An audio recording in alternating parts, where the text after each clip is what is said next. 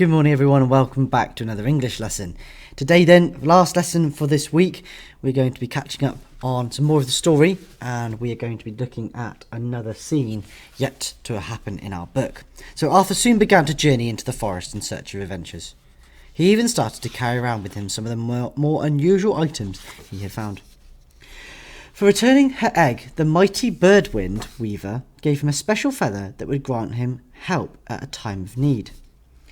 By putting an end to the great, or rather tiny, war between goblins and fairies, he was given an enchanted staff. There we go. Oh, so that's what that strange animal was, maybe in the picture. It was the Wind Weaver. And he has ended the war of the little elves and goblins. So those are little chaps playing on their little instruments, maybe following him. That would make sense. High in an ancient tower, he discovered the Hand of Time, which held the power to freeze anyone who touched it. So that's the weird hand he was carrying on his stick. And Atrix gave him his very special journal I am reading from, after the most dangerous challenge of all, rescuing her cat from a tree. Yes, that does sound very dangerous, because cats love to scratch, Mr. Nash. And cats can be very scratchy in general, can't they? Now, the part we're going to get to today. One day, while Arthur was attempting to track down a rare species of magical worm, he was startled by a terrible howl. So there we go. I'm not going to show the bottom. So that is going to be the illustration that we're focusing on today, and we're going to be doing a little bit of predicting before we're going to look at a different type of writing next week. So straight into the next illustration and our sheet for today. Okay, so we're getting to a pit. Okay, so we're getting into a part of our book now which is going to start to get very exciting. So today we're going to be doing another prediction about what we think is going to happen next. And here is the illustration that we're going to focus on. We just said that Arthur heard a howl in the woods when he was doing a little bit of his adventuring. Now, I think from the conclusions that I'm getting, I know what howls in the woods, and I know that when we looked at the last book, there were lots of predictions about things that howl in the woods. So today, I want everyone please to include the word predict in your sentences. I predict that. I would like as well if you could include some year 4 spelling words. Don't worry about including all of them unless you really want to as a challenge. But the words I'd like you to use are peculiar, guard, thought, or through. If you can get them into your writing, that would be amazing. Now, the next thing, adjectives to describe the location and environment, e.g. undergrowth. Now, undergrowth is just a nice word to describe the things that are growing on the ground, okay, or around in the forest. Vegetation, much the same thing. These are some really good adjectives that you need to use at the end of Key Stage 2. So vegetation, again, those are just plants growing around an area. And dense, if you use dense forest, that just means it's tightly packed. It's one of those forests where, remember I said before about feeling slightly claustrophobic because the trees are so close together. So that's what we mean about dense forest. Now, again, we're going for an embedded clause today. If you want to do the even better if, okay?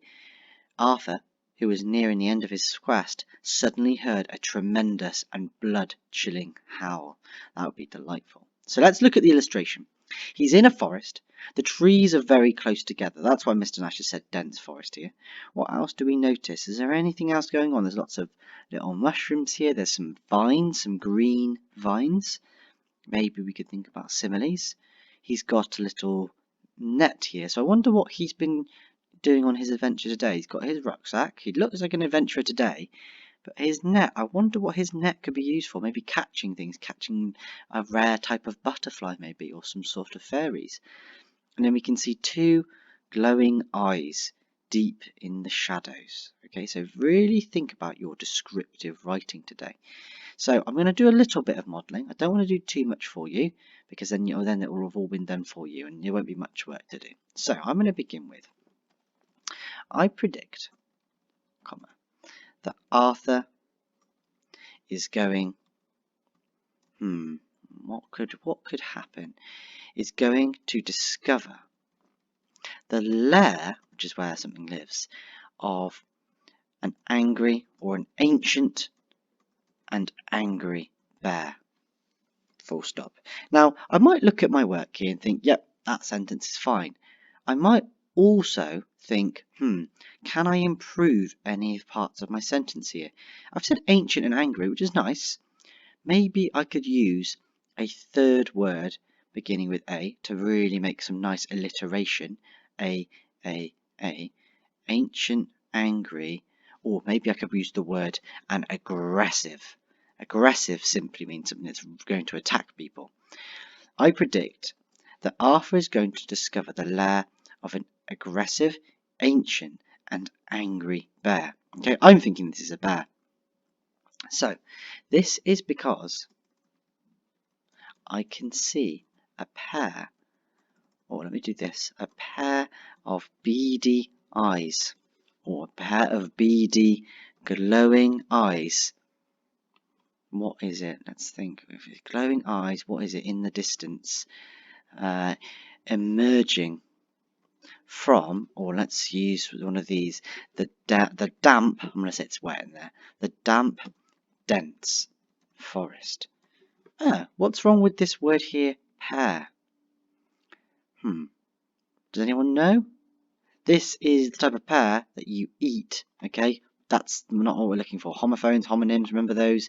Pear, that's the type of pear you're going for. You don't want to eat. It's not a pear with eyes, otherwise that would, I think it's a bear. It's not really a pear. You wouldn't want to be eaten by a pear, would you, in the forest? So I can see a pair of beady glowing eyes emerging from the damp, dense forest. Now, have I included any of the Year 4 spelling words yet? No, I've not. So I might say, this peculiar creature, peculiar, that's it, sound it out, creature may have been, well, what have we got here? Guard. So I might be saying it's guarding some sort of treasure. This peculiar creature may have been guard. I'm going to say guarding here. So my root word here is guard. Okay, but I'm going to use the ing suffix here. So guarding. This peculiar creature may have been guarding, or may be guarding, because I don't know yet, actually, do I? This peculiar creature may be guarding something treasure. Could I include a nice adjective? May be guarding some precious treasures. And I might put here a subordinate clause this time, that nobody has yet wandered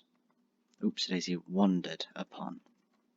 Okay, so all I'm doing is I'm writing a prediction, I'm explaining what I can see and using the evidence, and I'm going to use some descriptive language within my writing. Okay, so that's all your activity is today. It's not particularly difficult, it's not particularly complicated, but try your best to take the word off predict. See if you can have a go at using these. If you're completely stuck, try not to worry, okay, but give those a go. Use plenty of adjectives, because I know all of you can use lovely adjectives, and if you really want the challenge, a nice embedded clause. If this isn't enough work for you though, so if you're still excited to do a bit of writing, predict what happens next, predict what's going to happen, and really describe the scene. Maybe describe it from Arthur's perspective as I wander through the forest carrying my net, and maybe put some parentheses in. Okay, so you do as much work as you would like, okay, but I still have those same expectations that I would have in school, okay, because what I don't want is 3 or 4 sentences, because I know when you're in school, you'll write a whole page of work. So just because you're at home doesn't mean you can tell mum or dad or whoever's looking after you that, yeah, Mr. Nash is happy with 4 sentences. No, because I know how much work you do in school, and just think, very soon you're in year 5. And you wouldn't go to see a year 5's book to expect to see 3 or 4 sentences for a whole hour's lesson, would you? Okay, so as much as you can possibly do, please, and as the best quality as possible. Okay, it's Friday, I know it's the end of the week and we're getting tired, but get this done now and you've got a lovely weekend to have a nice relax. Okay, thank you very much for your work again, guys, and I'll look forward to having a look at it soon.